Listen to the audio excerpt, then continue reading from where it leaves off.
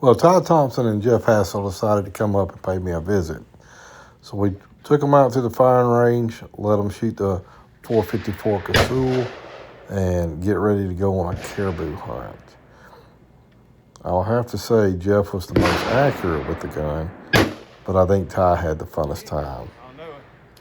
Now this gun is so powerful that it actually unseated a round. On the fourth shot, it would not chamber over to the fifth shot. And this is a picture of the two bullets that were left. So it's that much pressure coming out of that gun that it unseated it. I've never seen that before. And then after we got done playing with that gun, it was time to sight the rifles in.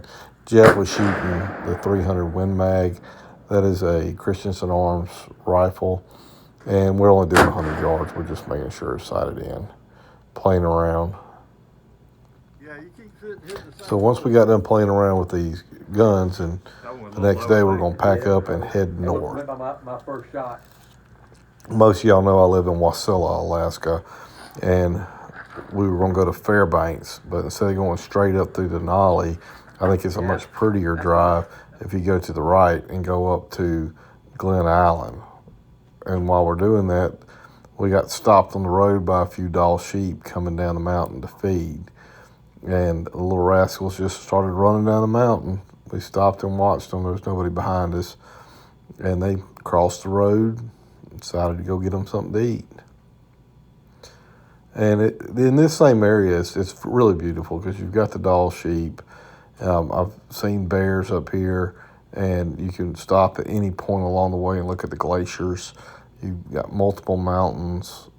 I think this is the Chugiak Mountains, but we're heading up towards Wrangell National Park. Now, on this caribou hunt, we were going to be hunting the 40-mile herd. The 40-mile herd is from basically Fairbanks up to the Brooks Mountain Range. The Brooks Mountain Range is the furthest north here in America or Alaska. Well, we had picked Melanie up at the airport. She flew into Fairbanks, and we were heading up. While we were waiting on Melanie, we were fortunate enough to meet with a BLM law enforcement officer, Bureau of Land Management, if you don't know what that stands for. And he told us, don't worry about going over chasing the 40-mile herd. They're just not there. They were up in Unit 2. We were in Unit 1. So we hit the road, and this is the Dalton Highway. The Dalton Highway is what we call the Haul Road. The Haul Road goes all the way up. This is the Yukon River. When you get to the Yukon River, now you have a 5-mile corridor that you cannot hunt in unless you're using bow and arrow. So at this point, I've kind of fast forwarded the video a little bit just to get through it. But if we see a caribou, we're not going to be able to shoot it because none of us have a bow and arrow. All we have are rifles. So we're going to have to get through the Brooks Mountain Range, walk 5 miles through the tundra to get out to where we can hunt the caribou. I told the fellas it's going to be tough. I work up here in the Arctic. Walking across the tundra is no fun.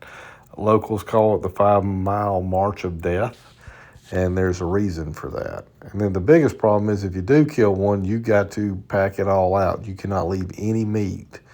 Here's a video of me just dragging 5 gallons of water. Now, 5 gallons of water weighs 40 pounds. You think, that's not that bad unless you drag it 2 miles. So we had went in 2 miles. After we set the tent up, Melanie said, you know what? This is miserable. It's cold. It's wet. I do not want to be up here. I want to go home. I said, you know what? I agree. So me and her jumped in the car and left Jeff and Ty there to hunt. And we took off north, and we ended up in Deadhorse. While we're going to Deadhorse and Melanie can catch a flight home, Jeff and Ty headed out. And this was the first day of their hunt. Now, you're looking at that and saying, man, that's simple. That looks like it's just grass. You can just walk right across it. It's flat. Well, just think about walking through a swamp for 5 miles. You can't describe what that is like. They were seeing animals. They had walked about 4.5 miles in. They got on a herd of 100 around mile number 4. They couldn't shoot it. The cool thing is they're picking up sheds.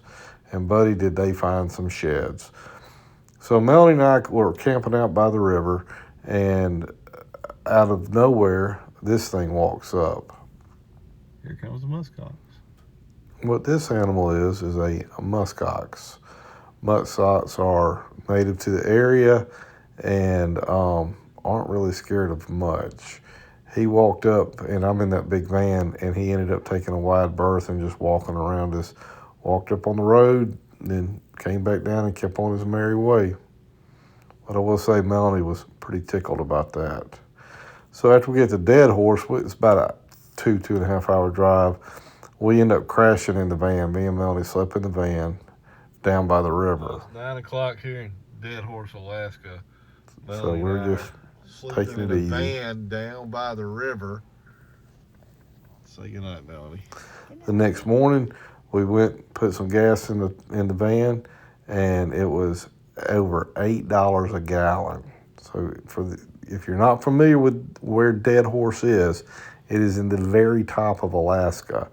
Can't drive any further north unless you have access to the oil fields. When you get into Deadhorse, the security guards will not let you on the oil fields. I worked on the oil fields, and I worked over in Capart, so I actually have been to the saltwater treatment plant. And if you were to follow it on Google Maps, that is the furthest north you can possibly drive in a vehicle. So I've driven from the saltwater treatment plant to Key West. All right, so we're back at it. I got the guys. We're going to go out and see if we can catch us a caribou.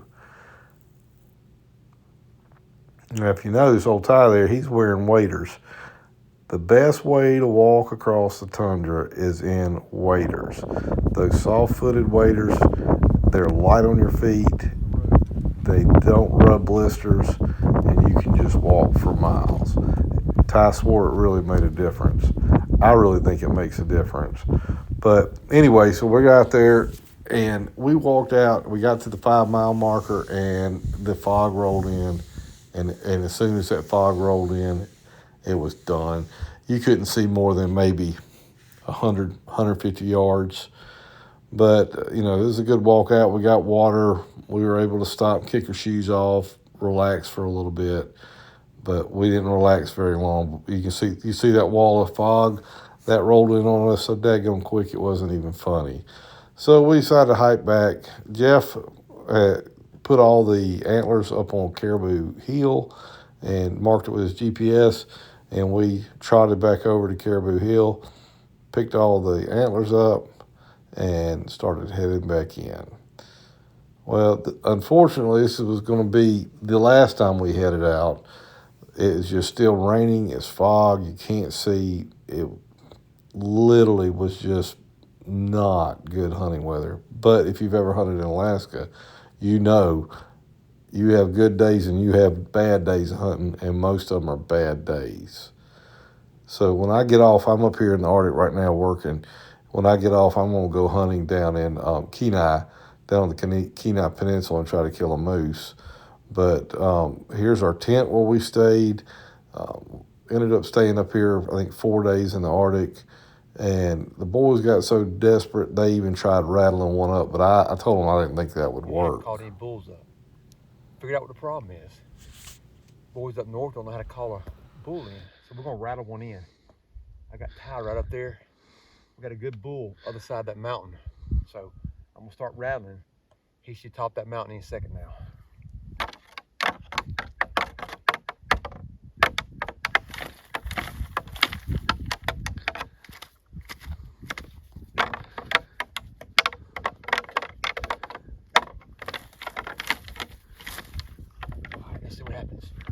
Call me one up.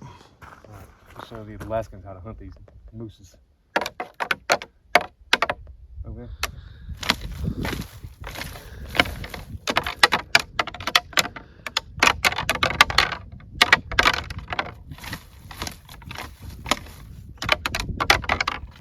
Well, there it is. That's the walk of shame out. No caribou, dead tired, coming back to a filthy van, and about a 18-hour drive back home. However, we made it in one drive. We didn't stop. And once again, if you've never been to Alaska, you don't understand. These roads are a little rough. And the drive out was fun. We drove straight back down through Denali, went straight back down to Wasilla, and I ended up buying a king crab that somebody had mounted for me. And then after we had got back to Wasilla the next day, we drove down to Kenai and hung that king crab in the Kenai house that we have set up as an Airbnb. But overall, this was an amazing trip. I had a great time with my buddies. They got to see all kind of animals. We saw caribou, black bear, Dall sheep, some of the most amazing mountains, glaciers, and they drove from Kenai, Alaska, all the way up to the Arctic. And they had the opportunity to hunt in the Arctic. But, we're only going to get better at this, so they've got to come back next year to try it again. I don't think the spouses are going to be happy about it, but we can't stop till we're winners. But anyway, I really enjoyed them. I'm glad they came. We got a good time, got to shoot good guns and go eat really, really good food, and made some good memories. I'm just real glad they got to come. And if I get a chance, I'll post a video of me moose hunting down there in Kenai. Thanks for watching.